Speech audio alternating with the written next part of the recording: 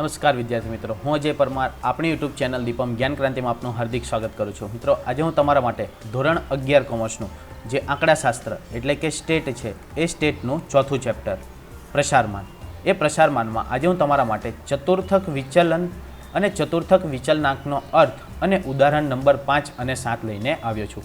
કે ચતુર્થક વિચલન કે જેને QD કહેવામાં આવે છે, તો એ શું છે, એના સૂત્ર શું છે અને કઈ રીતે ગણતરી કરવામાં આવે છે, તો એના વિશેની માહિતી આજે આપણે આ વિડીયોમાં મેળવીશું. તો ચાલો મિત્રો જોઈએ.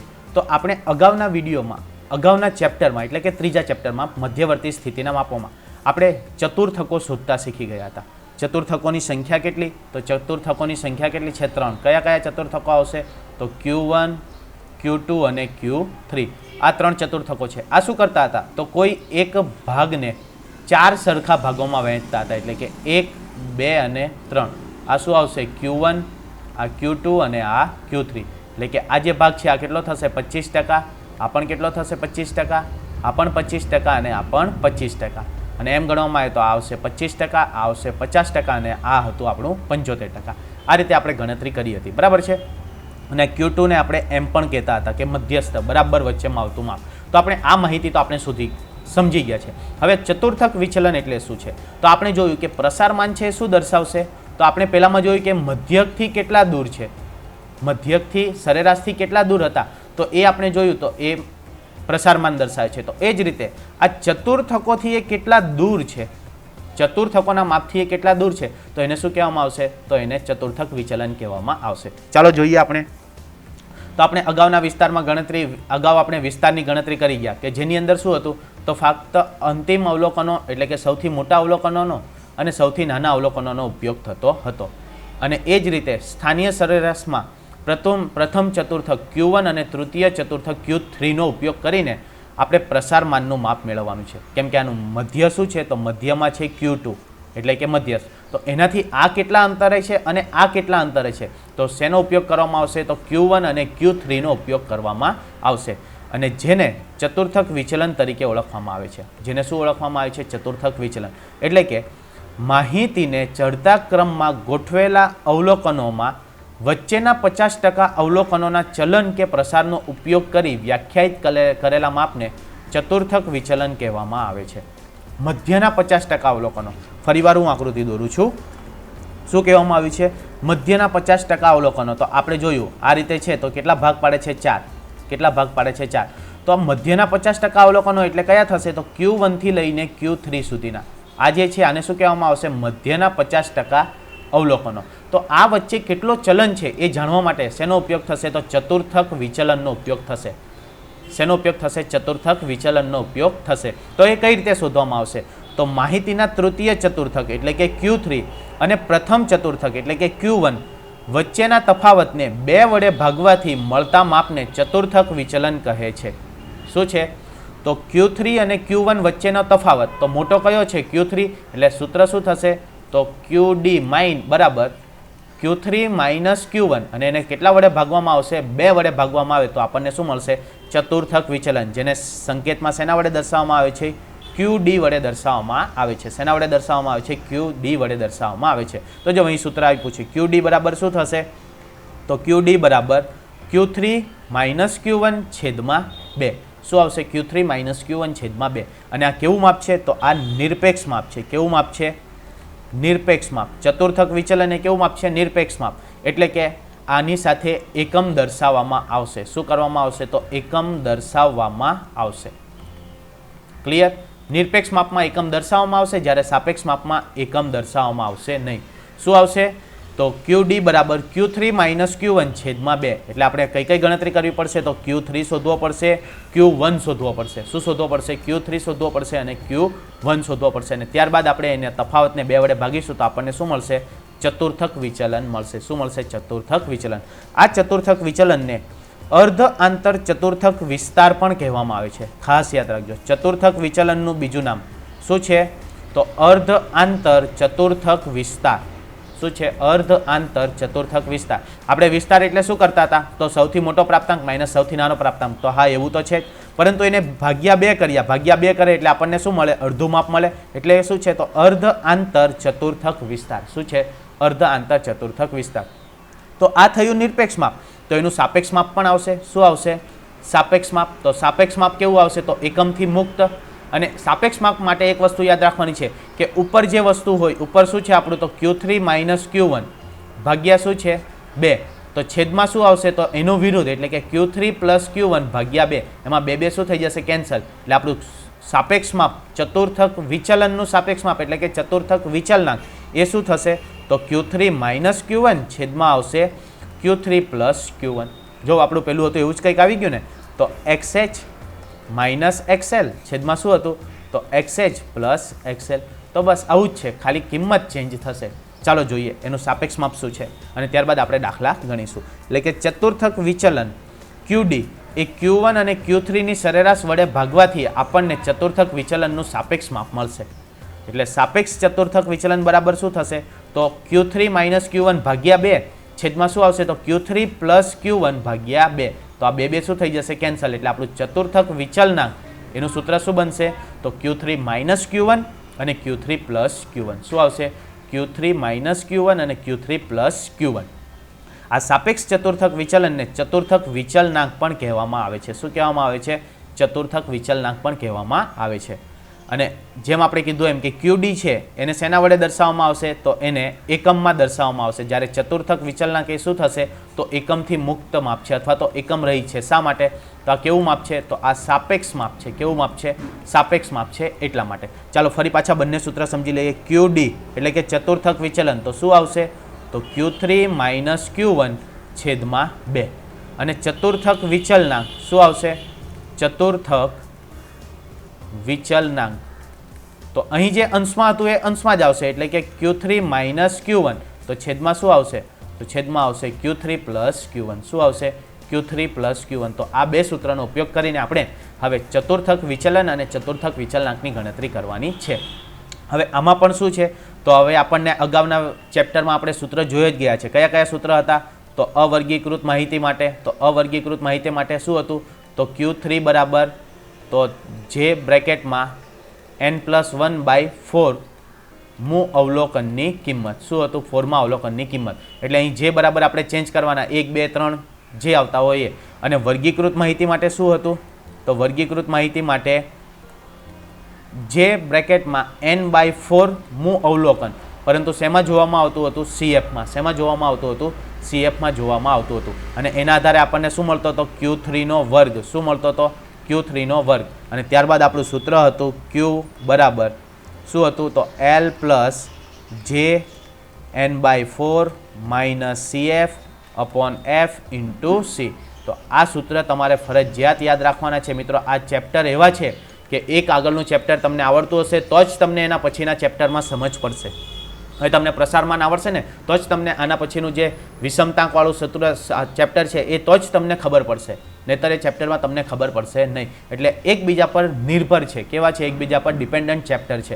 જો તમને મધ્યવર્તી સ્થિતિના માપ આવડતા હશે તો તમે પ્રસારમાન શોધી શકશો. તો તમે શું કરી શકશો? પ્રસારમાનના માપ શોધી શકશો. એટલે તમારે ફરજિયાત બધા જ સૂત્ર મોઢે કરવા પડશે. ઓકે, ચાલો જોઈએ આપણે ઉદાહરણ નંબર 5. કેવી માહિતી આપવામાં આવી છે? તો માહિતી જોતાં જ આપણને ખબર પડે છે કેવી માહિતી છે. તો અવર્ગીકૃત. કેવી માહિતી છે? તો અવર્ગીકૃત માહિતી છે.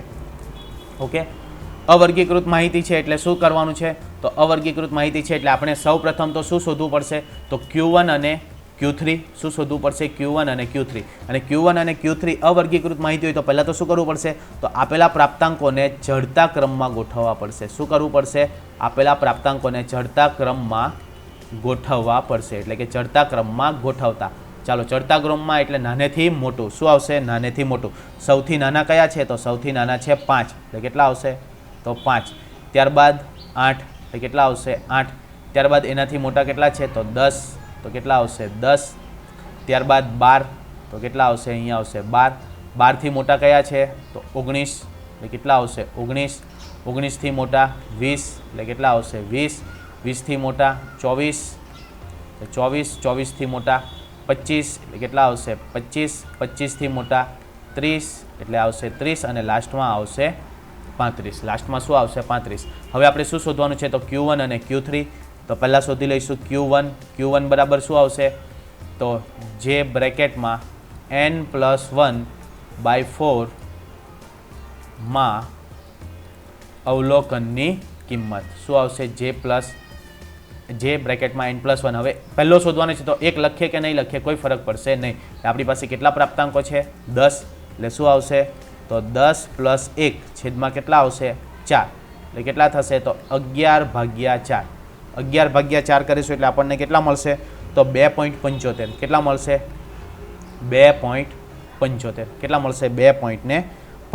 તો 2.75 છે માં અવલોકનની કિંમત. શું આવશે? માં અવલોકનની કિંમત.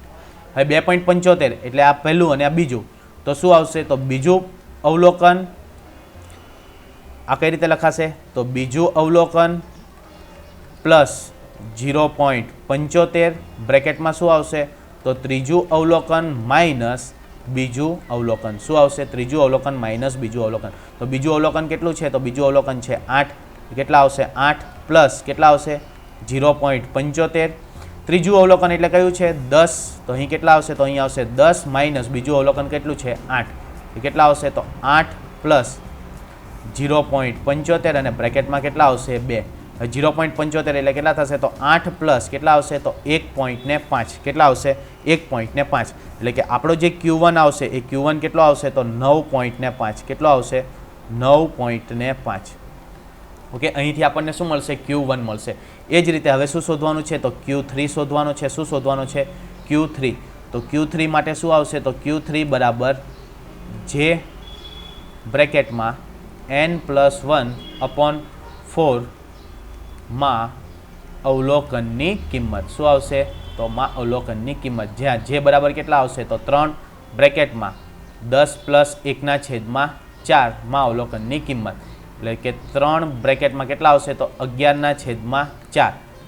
કેટલા આવશે? તો 3 ગુણ્યા 11/4 એટલે કેટલા આવ્યા? 2.75. કેટલા આવ્યા? 2.75. એ કેટલા થશે? તો 3 દુ 6 ને 1 7. 7.75. કેટલા થશે? સોરી, આપણને Q3 મળશે 8.25. કેટલા મળશે? 8.25 માં અવલોકનની કિંમત. શું આવશે? 8.25 માં અવલોકનની કિંમત.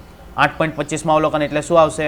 તો 8મું અવલોકન પ્લસ 0.25 બ્રેકેટમાં શું આવશે?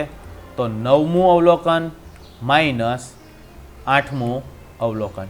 ઓકે, ચાલો જોઈએ 8મું અવલોકન એટલે કે પહેલું, બીજું, ત્રીજું, ચોથું, પાંચમું, છઠ્ઠું, સાતમું ને 8મું. 8મું અવલોકન કયું છે? 25. કેટલા આવશે? તો અહીં આવશે 25 પ્લસ કેટલા થશે? 0.25. 9મું અવલોકન એટલે કેટલા છે? 30. એટલે અહીં કેટલા આવશે? તો અહીં આવશે 30 અને 8મું અવલોકન એટલે કેટલા હતા? 25. એટલે કે 30 - 25. એટલે અહીં આવશે 25 પ્લસ 0.25 અને માઇનસ કરીશું એટલે કેટલા આવશે? 5. એટલે કેટલા આવશે? તો અહીં આવશે 25 પ્લસ 0.25 ગુણ્યા 5 એટલે કેટલા થશે? 1.25. કેટલા થશે? 1.25. એટલે આપણો જવાબ આવશે 26.25. કેટલો આવશે? 26.25. અને આ શું છે? આપણા Q3. આ શું છે? આપણા Q3. એટલે કે સૌ પ્રથમ તમારે Q1 અને Q3 શોધવાના છે. હવે તમારે શું શોધવાનું છે? તો ચતુર્થક વિચલન અને ચતુર્થક વિચલનાંક. તો ચાલો સૌ પ્રથમ આપણે શોધીશું ચતુર્થક વિચલન અને ત્યારબાદ શોધીશું ચતુર્થક વિચલન. તો અહીં આપણે લખી દઈએ Q1 આપણા કેટલા આવ્યા હતા? તો Q1 આપણા આવ્યા હતા 9.5. એટલે કે 9.5 અને Q3 એ કેટલા આવ્યા? તો એ આવ્યા હતા આપણા 26.25. કેટલા આવ્યા હતા? 26.25. હવે સૌ પ્રથમ શોધીશું આપણે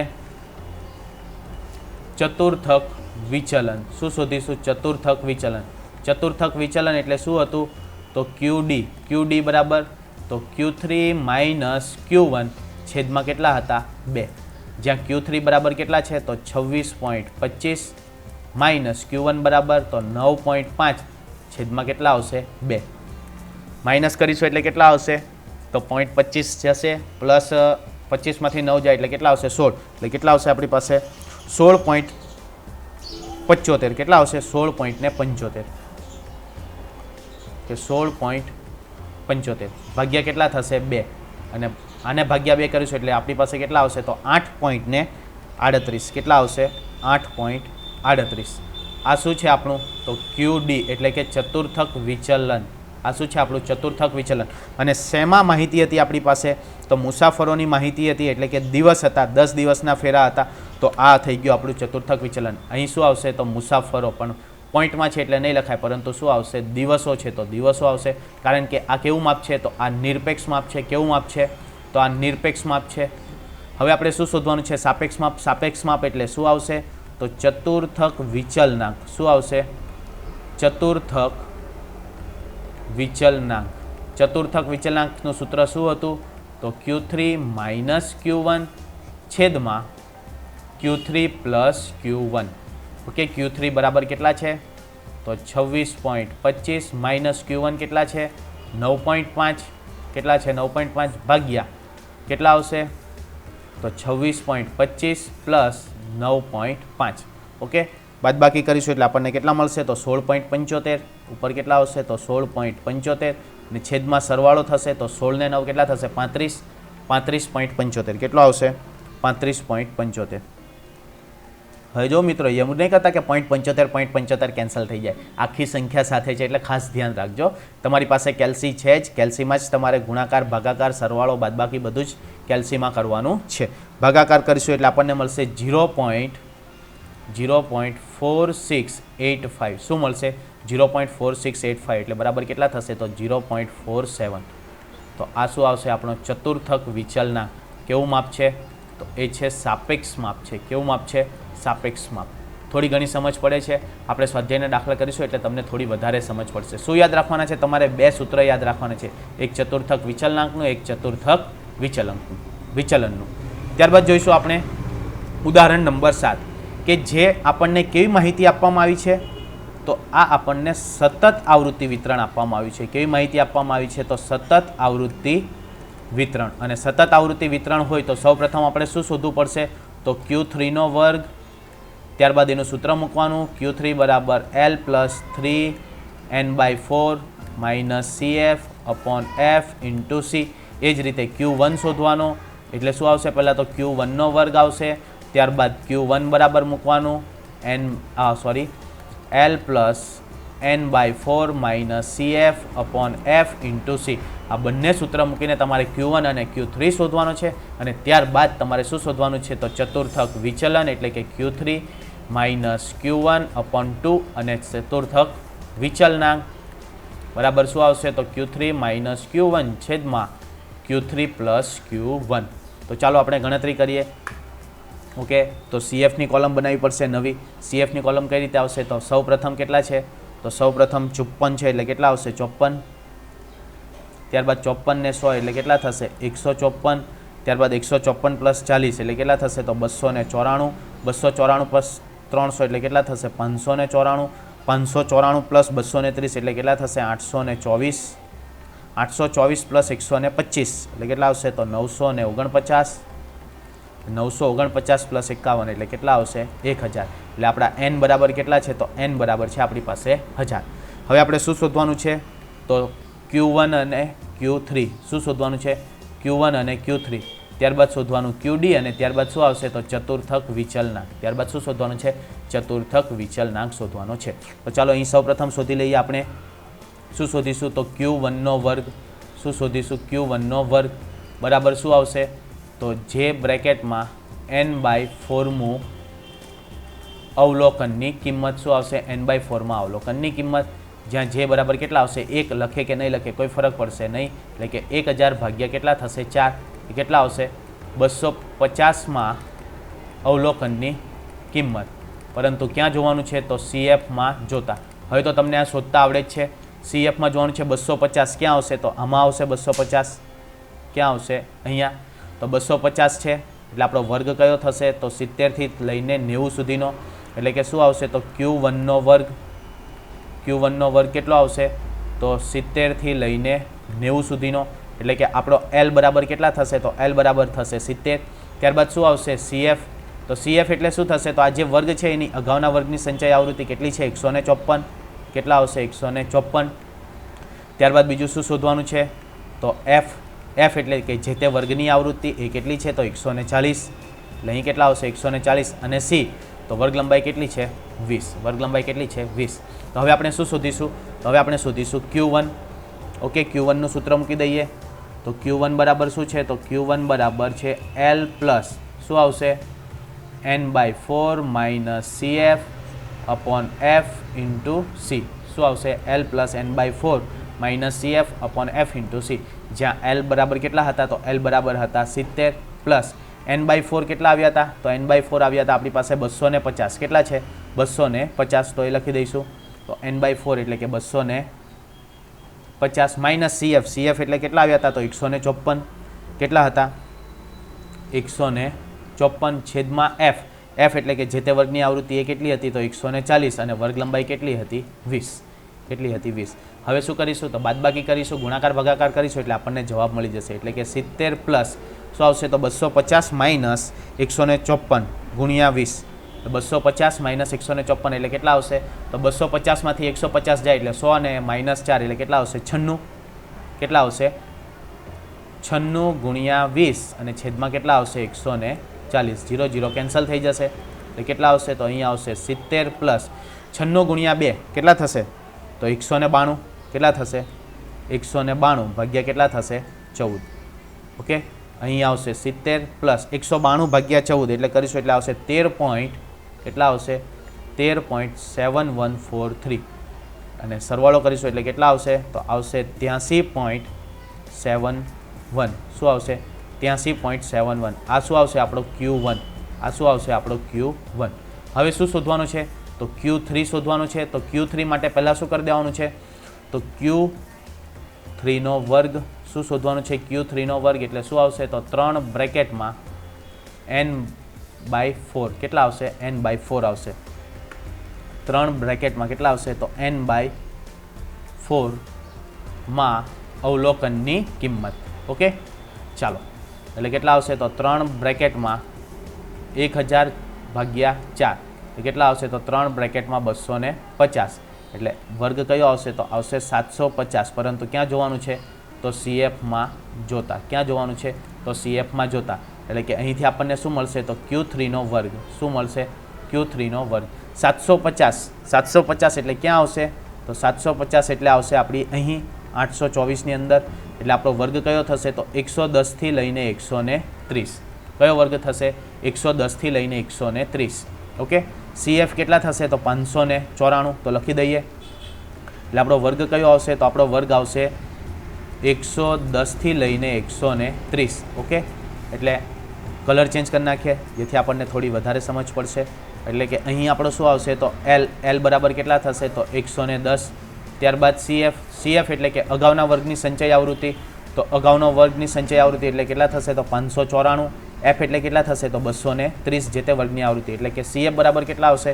तो CF बराबर आवशे 594 केटला आवशे 594 एफ बराबर केटला आवशे तो एफ बराबर आवशे 230 केटला आवशे 230 અને C વર્ગ લંબાઈ કેટલી છે 20 વર્ગ લંબાઈ કેટલી છે 20 હવે આપણે સૂત્ર મૂકી દઈએ Q3 બરાબર શું આવશે તો L plus 3 બ્રેકેટમાં n/4 minus CF upon F into C okay L बराबर केटला છે તો 110 प्लस 3 गुणिया n ના છેદમાં 4 એટલે કેટલા હતા 750 એટલે કેટલા આવશે 750 માઇનસ CF કેટલા છે 594 કેટલા છે 594 છેદમાં F એટલે કેટલા છે 230 અને વર્ગ લંબાઈ કેટલી છે 20 110 પ્લસ 750 માઇનસ 594 કેટલા આવશે 750 માઇનસ 594 બાદબાકી કરીશું એટલે આપણને મળશે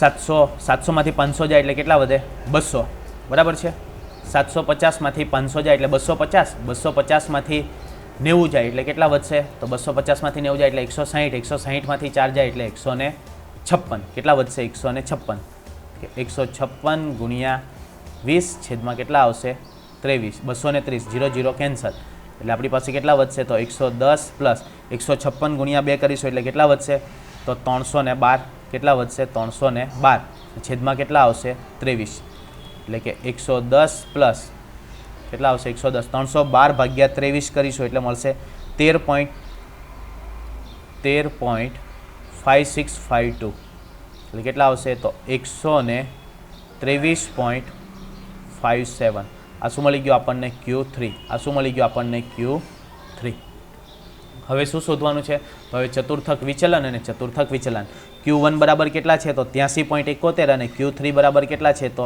123.57 તો લખી દઈએ આપણે સૌપ્રથમ તો તો આપણી પાસે Q1 ઓકે Q1 બરાબર કેટલા છે તો 83.71 અને Q3 બરાબર કેટલા આવ્યા તો 123.57. હવે શું શોધવાનું છે આપણે તો ચતુર્થક વિચલન અને ચતુર્થક વિચલનાંક. ઓકે પહેલું શોધીશું આપણે ચતુર્થક વિચલન. ઓકે ચતુર્થક વિચલન એટલે શું આવશે તો QD બરાબર તો Q3 માઇનસ Q1 છેદમાં કેટલા આવશે 2, જ્યાં Q3 બરાબર તો 123.57 માઇનસ કેટલા આવશે 83.71 અને છેદમાં કેટલા આવશે 2. બાદબાકી કરીશું એટલે કેટલા આવશે તો આ 39.86 કેટલા આવશે 39.86 અને ભાગ્યા કેટલા થશે 2. ભાગાકાર કરીશું એટલે આપણને મળશે 19.93. કેટલા મળશે 19.93. આ શું આવશે આપણો QD એટલે કે ચતુર્થક વિચલન. આ શું આવશે ચતુર્થક વિચલન. હવે શું શોધવાનું છે તો ચતુર્થક વિચલનાંક. શું શોધવાનું છે ચતુર્થક વિચલનાંક. ચતુર્થક વિચલનાંક બરાબર શું થશે તો Q3 માઇનસ Q1 છેદમાં શું આવશે તો Q3 પ્લસ Q1. શું આવશે Q3 પ્લસ Q1. Q3 એટલે કેટલા હતા તો 123.57 માઇનસ કેટલા આવશે તો આવશે 83.71 છેદમાં શું આવશે તો 123.57 પ્લસ કેટલા થશે 83.71. બાદબાકી કરીશું એટલે કેટલા આવશે તો 39.86. કેટલા આવશે 39.86 અને છેદમાં કેટલા આવશે તો 207.27. કેટલા આવશે 207.27 અને ભાગાકાર કરીશું એટલે આપણને મળશે 0.1923 એટલે કે કેટલા આવશે તો 0.19. આ શું થશે આપણું ચતુર્થક વિચલનાંક. કેવું માપ છે તો આ છે એ સાપેક્ષ માપ છે. કેવું માપ છે સાપેક્ષ માપ. અને આ કેવું માપ છે તો આ છે એ નિરપેક્ષ માપ છે. કેવું માપ છે નિરપેક્ષ માપ છે. તો મિત્રો આ રીતે તમારે ચતુર્થક વિચલન અને વિચલનાંકની ગણતરી કરવાની છે. હવે પછીના વિડીયોમાં આપણે સ્વાધ્યાયના દાખલા સાથે મળીશું. આશા રાખું છું કે તમને આ વિડીયોમાં સમજ પડી હશે. જો સમજ પડી હોય તો વધુમાં વધુ લાઇક કરજો અને શેર કરજો. ફરીથી મળીશું આવા જ વિડીયો સાથે. ત્યાં સુધી good bye and take care. Thank you.